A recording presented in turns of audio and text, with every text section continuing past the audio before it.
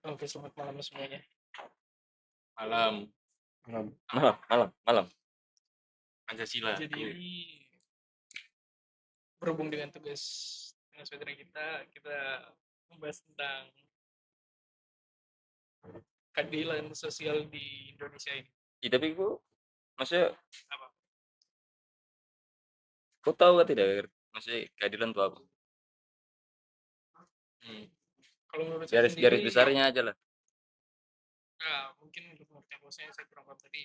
Saya ngambilnya dari pengumumannya saya sendiri. Kalau keadilan itu menurut saya ketika si A memberikan pada si B dan si C itu sesuai dengan konteks kebutuhannya, tapi bukan sama rata, tapi sesuai kebutuhannya. Kalau Kalau agent menurut saya, sendiri, Keadilan. iya, maksudnya konsep dari keadilan tuh kayak bagaimana? Maksudnya kan yang kita tahu tuh, yang kita tahu konsep keadilan tuh kan, maksudnya keadilan yang si Mario bilang itu kan seperti mengistimewakan seseorang sesuai dengan kebutuhan. Jadi dari konsep konsep keadilan itu seperti apa?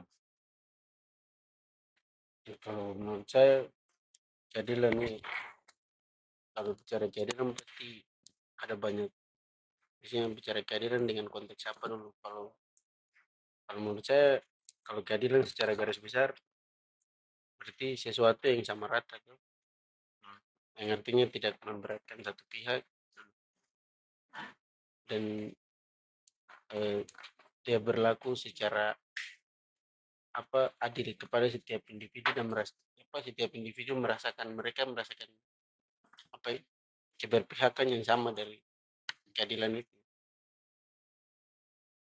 Boleh. Saya satu di Indonesia tuh lebih ke arah apa namanya, kumpul kumpul ke atas, tajam ke bawah. Kayak seakan-akan yang di bawah keadilannya kurang. Tapi Tapi tapi konsep keadilan di Indonesia itu seperti apa? garis besarnya begitu. Konsepnya. Kalau Oh, ya, jadi kalau konsep. kalau menurut saya ya, konsep keadilan itu kan ada tiga tuh. Konsepnya itu kan dari pihak pemerintah atau negara kepada warganya. Terus konsep yang kedua itu dari pihak warga ke pemerintahan seperti menaati peraturan dan lain-lain. Terus yang ketiga tuh antar warga negara satu sama lain kayak kita seperti ini. Sesama. Ya sesama. Tapi pemahaman konsep di Indonesia tuh ada tidak sih? Konsep keadilan di Indonesia, keadilan sosial tuh bagaimana di Indonesia? Seperti ada apa? sih berdasarkan Pancasila. Tapi kadang banyak orang lebih, oh ya udah Pancasila di doang. Terus kalau misalnya nanti diterapin di kehidupan nggak sesuai gitu loh, kayak dia mentang-mentang, misal contoh ya, mentang-mentang punya pangkat terus kayak seenaknya segala macam gitu. Ini ada kasus, ada contoh kasus ya. Hmm.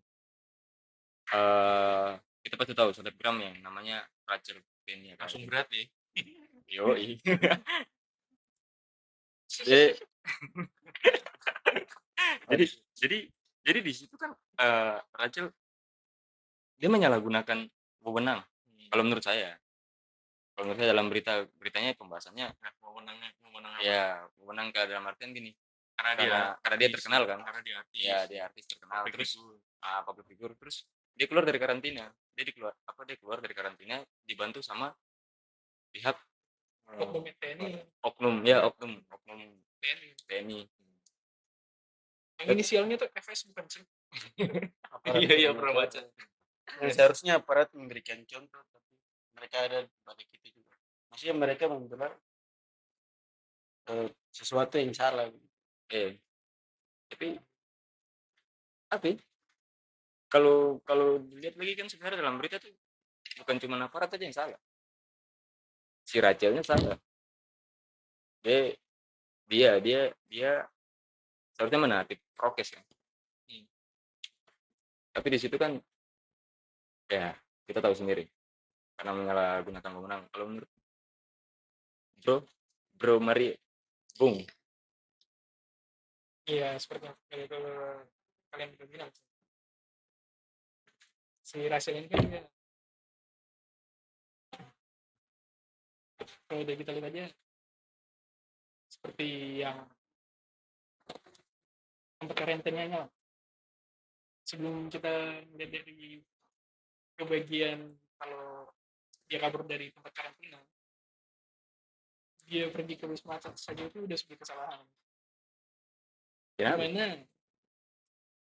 wisma atlet itu diperuntukkan untuk orang yang habis melakukan penerbangan dari luar negeri, dan seperti kayak sudah dibilang kayak mahasiswa pegawai negeri atau pegawai negeri yang melakukan apa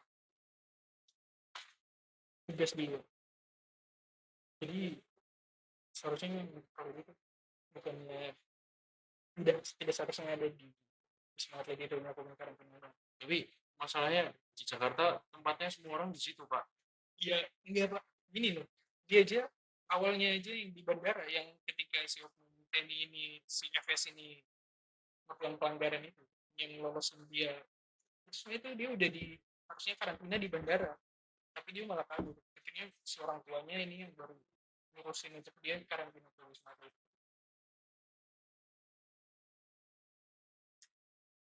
Berarti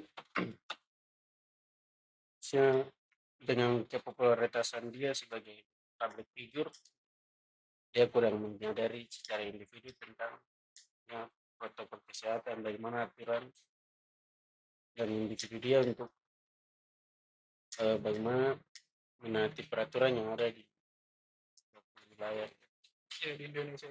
Indonesia. Tapi kalau ngebahas kayak macam penyalahgunaan wewenang ada sih. Saya satu lagi. Malah kalau kalau menurut saya tuh itu juga sebenarnya pelanggaran HAM menurut saya. Melanggar konsep keadilan itu sendiri. Kayak ada contoh kasus waktu ketika ada orasi tentang RUU KPK, itu ada aparat maksudnya nggak tahu ya, mungkin pada saat itu mahasiswa dianggap subversif ya. Maksudnya dia sudah sampai melakukan hal-hal yang bertindak anarkis. Tapi di satu konteks itu seharusnya kan aparatur itu menenangkan, benar dong? Nah, Maksudnya kita ngelihat gini, oke lah kalau misalnya gini, demo siang-siang itu apa siang panas terik itu kayak mancing mancing emosi itu lebih tinggi lebih kuat ya.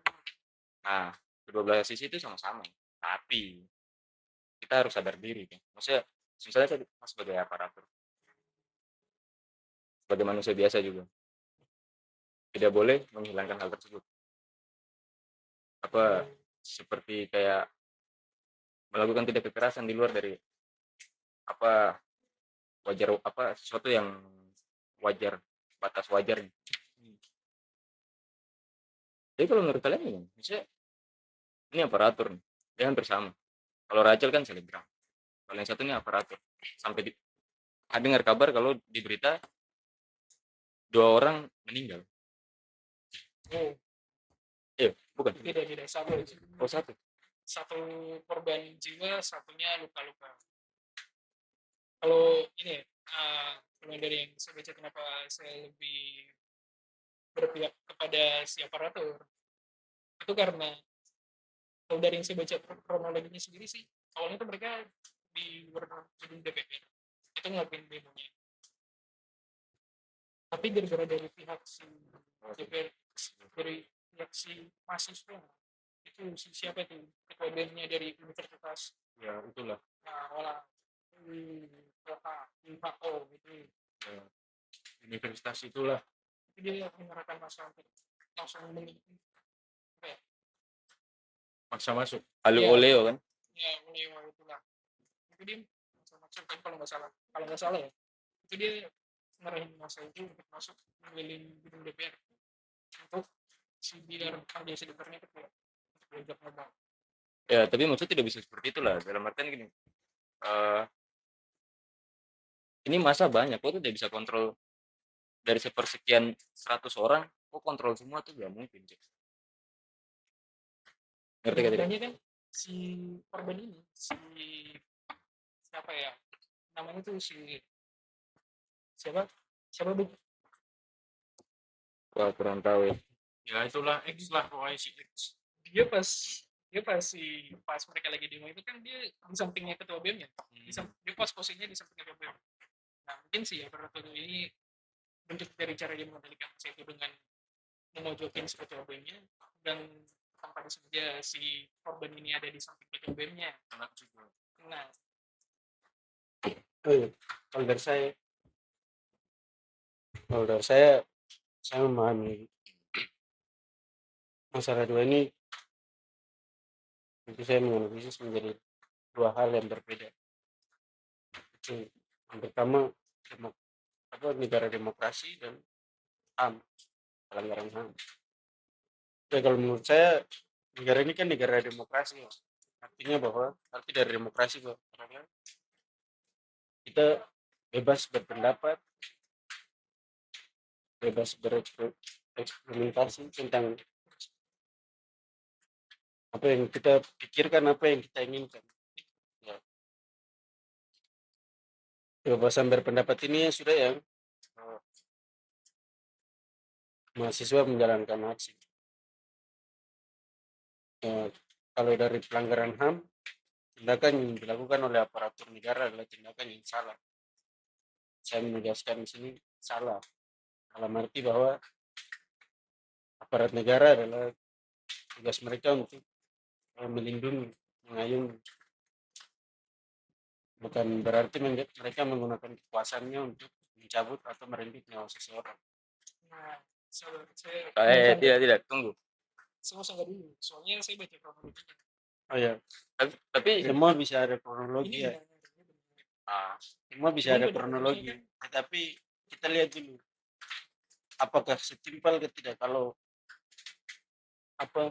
mahasiswa menjalankan aksi dengan hanya berorasi itu kalau menurut dan saya, TNI menjaga dengan maksudnya alat senjata, mereka menggunakan alat ya senjata. Atau mahasiswa adalah maksudnya mereka orang yang dewasa dalam menyikapi hal itu, mereka juga tahu batas-batasnya. Tapi tindakan yang dilakukan oleh ini menurut saya kurang setuju ya. Jadi sebenarnya intinya itu pada lebih ke konsep demo yang baik dan benar. Iya. nggak juga.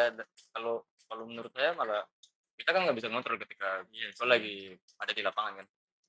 Tapi kan kalau dilihat kan itu menyalahguna konsep keadilan distributif. Maksudnya konsep keadilan yang dimana negara memberikan keadilan bagi warganya. Nah, kasusnya, permasalahannya, yang nembak dari aparat itu yang nembak sebenarnya lebih dari satu. Tetapi yang diangkat atau dijadikan tersangka atau terduga itu cuma satu orang sih. Ya, Tapi berarti bisa kan kalau misal nggak pakai tembak-tembakan sebenarnya juga bisa kan? ya bisa, Iya. sebenarnya bisa. Makanya itu kan itu jauh dari konsep keadilan distributif kan. Jauh sekali. Maksudnya seperti yang tadi Ecun bilang kan, dimana ketika aparatur negara atau TNI dan Polri seharusnya mengayomi dan lain-lain, tapi di sini malah merenggut nyawa seseorang. Itu kan itu juga masuk pelanggaran Ya, HAM. yang jadi pertanyaan sekarang ada dua. Kan jaga kan, bawa senjata segala macam kan. Satu itu memang karena kondisinya udah benar-benar parah, emang benar terpaksa harus ngelakuin itu, atau yang kedua karena memang ya udah biar cepat selesai segala macam, kayak udah gampangin gitu loh. Bener kan? Iya. Dua itu bisa jadi dua kemungkinan.